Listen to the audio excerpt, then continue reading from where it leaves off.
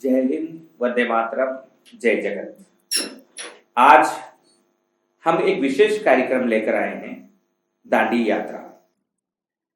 Gandhi TV का ये कार्यक्रम उन नौजवानों, उन युवा मेहनतकश लोगों पर केंद्रित है जो मेहनत के साथ, कठिन परिश्रम के साथ और सही योजना के साथ अपने दम पर आगे बढ़ रहे हैं और अपनी एक पहचान बना चुके हैं। आज दांडी यात्रा में हम स्वागत करते हैं राकेश जी यादव का।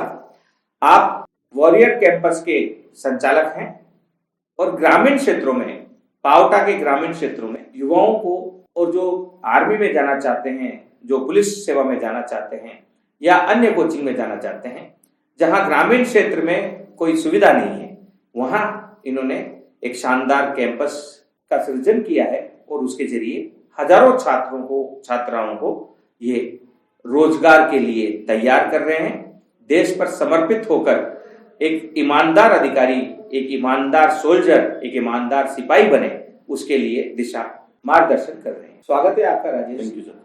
पहली बात तो हम आपके बारे में जितना जानते हैं, आप कई व्यापारिक संस्थानों से जुड़े हुए हैं, तो कौन कौन से व्यापार अभी आप कर रहे हैं और जयपुर में भी आप कार्य करते हैं, तो जयपुर ही आपने क्यों चुना है अपने शुरुआत के लिए? सर, जयपुर मैंने इसलिए चुना है कि मैं जब से 10th के बाद में जो भी मेरी पढ़ाई हुई है सारी जयपुर के अंदर हुई है। तो जयपुर से मेरा बहुत पुराना लगाव है, बचपन से लगाव है, इसलिए मैंने जयपुर से पढ़ाई करी। जयपुर के अंदर ही पढ़ते पढ़ते बिजनेस में आ गए। तो बिजनेस करते करते सोचा कि भाई कौन सा बिजनेस करे। मैंने जॉब भी की, नोएडा जॉब भी करके आया। उसके बाद में मैं जयपुर आया। जयपुर आने के बाद हमने यहीं पे किसी इंस्टीट्यूट में मैंने जॉब करी, तो वहां से मेरे को एक्सपीरियंस मिला। एक्सपीरियंस के बाद में मैंने खुद का इंस्टीट्यूट डाल दिया।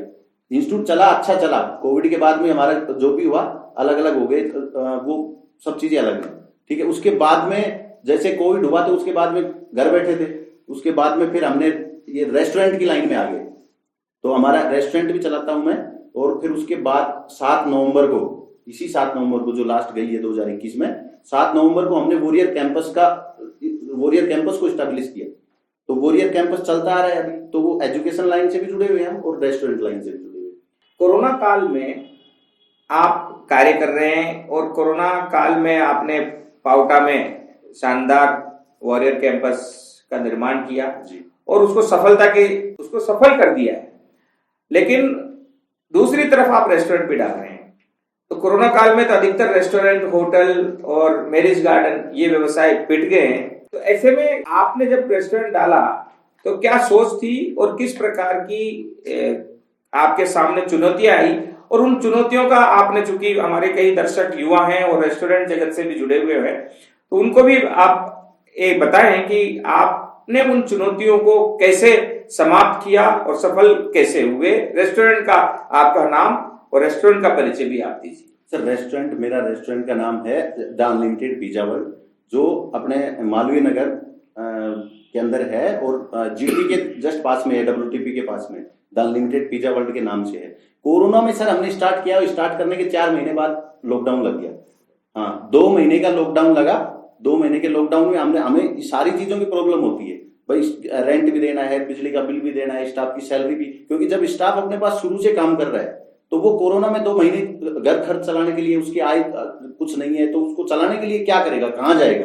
तो इस चक्कर में हमने उनको भी सपोर्ट किया। तो सारी चीजों को मैनेज करने के लिए प्रॉब्लम होती है, लॉस भी हुआ है, बहुत लॉस हुआ उसको, लेकिन दोबारा से जब स्टार्ट हुआ तो उसको कवर करने के लिए हमने सारी चीजों को मैनेज करके। और किस तरीके से भाई लॉस हुआ, तो लॉस किस तरीके से हुआ और उसको कवर कैसे किया? लॉस इस तरीके से हुआ सर, जैसे रेस्टोरेंट चलते चलते बंद हो गया, ठीक है। उसमें इन्वेस्टमेंट भी कर दिया, सारी चीजें हैं, जो फिक्स खर्चे रहते हैं वो तो चलते रहते हैं। तो उसमें हमारा रेंट भी देना पड़ा, स्टाफ की सैलरी भी देनी पड़ी, और जो मटेरियल, जो फ्रोजन आइटम आते हैं हमारे पास, तो वो आइटम भी खराब हो जाते हैं। तो पूरा सिस्टम बंद हो गया, मशीनरी वगैरह खराब हो जाती है। अगर 2 महीने तक किसी रेस्टोरेंट को बंद रख देते हैं तो उसमें मशीनरी वगैरह में भी प्रॉब्लम हो जाती है, सारी मशीनरी खराब हो जाती है। तो स्टॉक में माल पड़ा है वो सारा खराब हो जाता है। तो इस वजह से चारों तरफ से ही लॉस हुआ हमें। लेकिन जब स्टार्ट किया नए तरीके से, जो दूसरे जज्बे के साथ, हमने ये नहीं सोचा कि भाई इसको बंद कर देते हैं, हार मान जाते हैं, नहीं, ऐसा कुछ नहीं है। मानते हैं कोरोना में पूरे देश का लॉस हुआ है, तो उसमें अपन भी उस छोटे से लॉस के भागीदार है। इसलिए हमने दोबारा स्टार्ट किया उसको, दोबारा से फिर से बढ़िया चला, अब अच्छा चल रहा है, बिल्कुल सही तरीके से चल रहा है। साथियों, अब्राहम लिंकन की कहानी आप लोग जानते होंगे। एक छोटे से स्तर पर उन्होंने संघर्ष करना शुरू किया और देसी भाषा में कहें तो पंचायत का सरपंच हारे और जिला अध्यक्ष का चुनाव हारे और प्रदेश उपाध्यक्ष का चुनाव हारे, प्रदेश अध्यक्ष का चुनाव हारे, राष्ट्र उपाध्यक्ष का चुनाव हारे और राष्ट्र अध्यक्ष का चुनाव जीते। और इस प्रकार से हार के बाद भी रुके नहीं, चलते रहे और चलते चलते चलते चलते लक्ष्य को प्राप्त कर लिया। यही कारण है कि हमने इस कार्यक्रम का नाम दांडी यात्रा रखा है। महात्मा गांधी भी महान थे, वे रुके नहीं, झुके नहीं और चलते रहे, लड़ते रहे और अपने पथ पर आगे बढ़ते रहे और पीछे पूरे देश को सफलता का तोहफा दिया और आजादी दिलाने में महत्वपूर्ण योगदान बापूजी का रहा। हम वापस मुद्दे पर आते हैं। आपने कहा जयपुर में जीटी के सामने बिल्कुल इनका पिज्जा वर्ल्ड है, काफी फेमस है, आप लोग जाइएगा, वहां लुत्फ उठाइएगा, बहुत ही अलग माहौल है। मैं सब जगह जाता हूँ और आप लोगों को भी मैं एक दिन लेके चलूंगा आने वाले टाइम पर। आप सभी दर्शकों को भी मैं पिज्जा वर्ल्ड के बारे में भी बताऊंगा, वहां पर भी हम कार्यक्रम छोटा सा रखेंगे, आप भी जाइएगा। हम इनके पावटा वाले जो प्रोग्राम था उद्घाटन का, उसमें भी हम गए थे और वहां पर भी हम आपको लेकर चलेंगे। पावटा, चूंकि जयपुर में इन्होंने कोचिंग के साथ कार्य किया और कोचिंग के साथ कार्य करने के बाद फिर उस कोचिंग संस्थान से अलग हुए। अलग होने के बाद ये पावटा इन्होंने चुना और जब पावटा चुना, हमने सुना है लोग जयपुर की ओर आते हैं गाँव से और ये गाँव की ओर जा रहे हैं, तो हमने इनसे पूछा दांडी यात्रा में क्यों है। वो यही कारण है कि ये दांडी यात्रा के कार्यक्रम में है। इन्होंने कहा पावटा एक ग्रामीण इलाका है और वहां के बच्चे, चूंकि अब कोरोना आ गया है तो शहर तक आ नहीं पा रहे हैं, लेकिन हम उनके बीच में जा सकते हैं। तो वहां के ग्रामीण क्षेत्र के गरीब बच्चों को, किसानों के बच्चों को, वहां के आसपास रहने वाले बच्चों को जो घर से दूर नहीं जा सकते थे कोरोना के कारण, उनको अच्छी कोचिंग मिले, अच्छा एजुकेशन मिले, उसको ध्यान में रखते हुए इन्होंने पावटा में लगभग 25 बीघा में एक वॉरियर कैंपस के नाम से एक पूरा कैंपस बनाया। उसके अंदर सारी सुविधाएं, एक्सरसाइज करने की, दौड़ने की, उसके अंदर एक छोटा सा स्टेडियम भी है जहां आर्मी के जितने भी टफ कंपटीशन होते हैं, फिजिकल की तैयारी होती है, उसकी तैयारी भी वहां करवाई जाती है। कई बच्चों को, शायद बच्चियों को आप निःशुल्क, बच्चियों को ये निःशुल्क करवा रहे हैं। तो पावटा में वॉरियर कैंपस इन्होंने शुरू किया और पावटा के वॉरियर कैंपस शुरू करने के बाद क्या तकलीफें आई, किस तरीके से आप सफल हुए पावटा में, ये हमारे दर्शक जानना चाहते हैं। सर, पावटा में मैं बताना चाहता हूँ कि मैं पावटा के अंदर इसलिए मैंने चालू किया कि एक तो साथ में मेरा टाउन लगता है कोटपुतली, मैं कोटपुतली से बिलोंग करता हूँ, तो एक तो साथ में वहां पे, दूसरी चीज मेरे दिमाग में ये चीज तब आई कि वहां के आसपास के लोग जैसे डिफेंस की तैयारी करते हैं, कोई पुलिस की तैयारी करता है, कोई SSC की तैयारी करता है, वो सब लोग अगर कोई कैपेबल है, जिसके माँ बाप कैपेबल हैं, तो वो कोई जयपुर डाल देता है बच्चों को, कोई दिल्ली भेज देता है, कोई कुचामन भेज देता है, नागौर भेज देता है। तो इस चीज को हमने सोचते हुए, सभी चीजों को सोच के हमने सोचा कि भाई क्यों ना वो सारी चीजें अपन यहीं पे प्रोवाइड करवा दें इनको।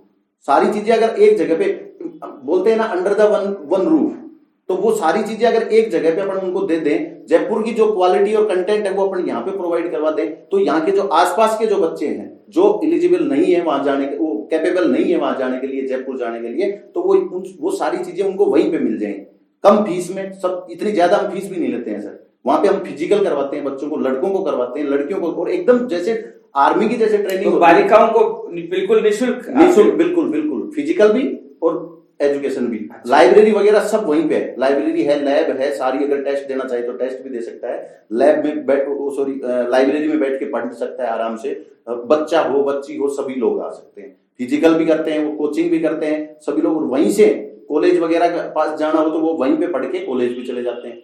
स्कूल के बच्चे भी हमारे पास आते हैं। तो आप भी कुछ पढ़ाते हैं बच्चों को? नहीं सर, मैं मैनेजमेंट में हूँ, बिल्कुल मैनेजमेंट देखता हूँ। बाकी सारी टीम को, टीचर्स वगैरह दिल्ली से हैं, कुछ जयपुर से हैं, सारे डाउट वगैरह लेते हैं, सभी लोग साथी लोग हैं मेरे, तो डाउट लेते हैं, बच्चों को पढ़ाते हैं किस तरीके से पढ़ना है बच्चों को, शॉर्ट एंड स्वीट तरीके, एकदम स्मार्ट तरीके से। बच्चे, गांव के बच्चों को सबसे ज्यादा लॉस यही होता है कि वो किसी एग्जाम को तैयार कर रहे हैं, तो उस एग्जाम की तैयारी कर रहे हैं, तो उस एग्जाम की तैयारी किस तरीके से करें, वो एक शॉर्ट मेथड क्या होगा, क्योंकि वो लग जाते हैं, उनको गाइडेंस नहीं मिलता है, माँ बाप कुछ के पढ़े लिखे नहीं है, कुछ के कहीं बाहर रहते हैं, तो उन लोगों को वो माहौल मिल ही नहीं पाता है।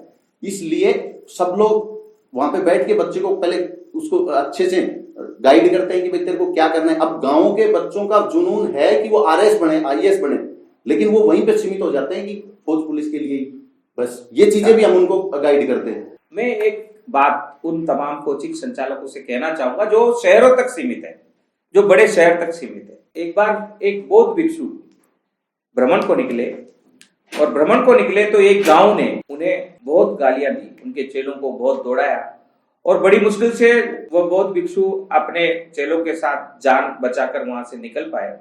और दूसरे गांव में जब वो पहुंचे तो दूसरे गांव में उनका स्वागत हुआ, वहां फूल मालाओं से उनका स्वागत किया गया और उनके शिष्यों का अच्छे भोजन के साथ स्वागत किया गया और उन्हें वहां से रवाना किया। दोनों गांवों में सबसे बड़ा अंतर उनके शिष्यों ने देखा कि जिस गांव ने बौद्ध भिक्षु को मारने की कोशिश की, गालियां दी और उनको दौड़ाया, बड़ी मुश्किल से जान बचा के वहां से भागे, उस गांव को उस बौद्ध भिक्षु ने गांव के बाहर खड़े होके आशीर्वाद दिया कि यहीं बसे रहे, एक साथ रहे। और जिस गांव ने उन फूल मालाओं से लादा और उनका सम्मान किया और उनको, उनके शिष्यों को अच्छा भोजन दिया, अच्छी व्यवस्थाएं दी, उस गांव को उन्होंने आशीर्वाद दिया कि सब बिखर जाओ, पूरी दुनिया में फैल जाओ। शिष्यों ने उनसे कहा कि भाई गुरुजी ऐसा कैसे, जिस गांव ने आपको मारा, जिस गांव ने आपको गालियां दी, जिस गांव से हम बड़ी मुश्किल से अपनी जान बचाकर निकले, उसको तो आपने एकता में रहने का आशीर्वाद दे दिया, और जिस गांव ने आपको फूल मालाओं से लाद दिया, जिसने आपका सम्मान किया, हमें अच्छा भोजन दिया सबको, उसको आपने पूरी दुनिया में बिखर जाने का श्राप दे दिया। गुरुजी ने हंसते हुए कहा कि जो बुरे लोग हैं उन्हें इकट्ठे रहना चाहिए, क्योंकि अगर वो फैलेंगे तो बुराई फैलेगी, लेकिन जो अच्छे लोग हैं उन्हें पूरी दुनिया में फैलना चाहिए ताकि अच्छा ही फैले। आज दांडी यात्रा में हमारे पास जो मेहमान है ये इसी सोच के धनी है। ये चाहते तो जयपुर में रहकर अपने संस्थान को बनाते और वहां से ज्यादा बच्चे और वहां से ज्यादा धन कमाते, लेकिन इनकी अच्छी सोच थी कि मैं बच्चों को उनके द्वार पर गांव के इलाके में मैं अच्छी सुविधा दे पाऊं और वहां से अच्छे बच्चे तैयार कर पाऊं, अच्छे लोग तैयार कर पाऊं, अच्छे अधिकारी तैयार कर पाऊं। इस सोच को हम प्रणाम करते हैं। दांडी यात्रा में राकेश जी के साथ हम यात्रा जारी रखेंगे। आने वाले समय में हम आपको लेकर चलेंगे। इनके जो पावटा का जो कोचिंग है, जो वॉरियर कैंपस है, उस पर भी हम आपको लेके चलेंगे। और इनका जो पिज्जा वर्ल्ड है, बहुत अच्छा खाना है। बिल्कुल सब लोगों क्या रेट है, क्या रेट है वहाँ? कुछ नहीं है, वहाँ पे एक मील चलते हैं अलग अलग। हाँ, क्या मतलब मैं आया था, मेरे को ध्यान नहीं है। बहुत कम पैसे में बहुत सारा खाना। हाँ, तो ये थोड़ा सा बताओ। 200 रुपए के लगभग है जी। 200 रुपए में आप बहुत कुछ खा सकते हो। क्या चाइनीज खाना है चाइनीज खाओ, इटालियन खाना है पेट भर के, बिल्कुल अनलिमिटेड, और बिल्कुल कोल्ड ड्रिंक आइसक्रीम सब खाओ। बैठने की अच्छी व्यवस्था है, बिल्कुल बहुत शानदार व्यवस्था है, और टेस्ट बिल्कुल शानदार है। और चूंकि मैं पहले राजपुताना शेल्टर में काम कर चुका हूँ और IHM में पढ़ा हुआ हूँ, तो होटल मैनेजमेंट किया है, किचन में ही था पत्रकारिता से पहले, तो मुझे टेस्ट का मालूम है। और इनका मैंने टेस्ट किया है, इक्विवेलेंट 5 स्टार होटल। तो आप कभी जाइए, और आप नहीं जाओगे तो हम खा के आपको टेस्ट बताएंगे एक दिन। जय हिंद, वंदे मातरम, जय जगन्नाथ।